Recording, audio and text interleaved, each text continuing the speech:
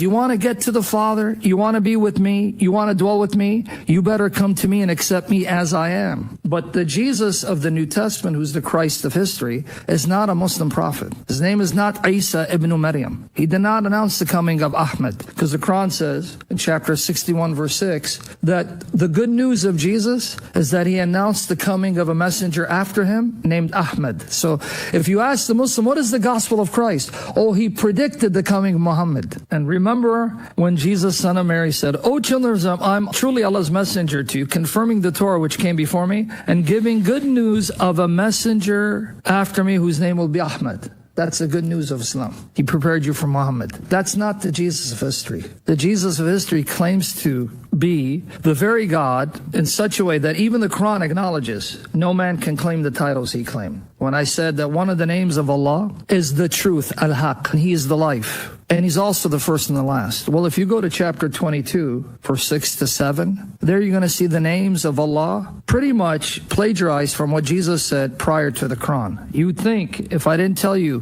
this is Allah speaking, you think that you're reading the Gospel of John, because what is said about God here, the Allah of Islam, is exactly parroted from what Jesus says in the Gospel of John, which comes 600 years earlier. Chapter 22, verse 6 to 7 says, that is because Allah is the truth, Al-Haq, that's one of the names of Allah, and because He gives life to the dead, and because He is over all things competent. Now here's an interesting part in verse 7, and that the hour is coming, no doubt about it, that Allah will resurrect those in the grave. See, only Allah gives life and resurrects the dead, and He's the truth. Well, if I go to the Gospel of John, chapter 5, Jesus said all those things, but He applied it to Himself. He says it 600 years before Muhammad showed up. So who's plagiarizing whom? It's not Jesus plagiarizing Allah. Now watch. For just as the Father raises the dead and gives them life, even so the Son gives life to whom He is pleased to give it. So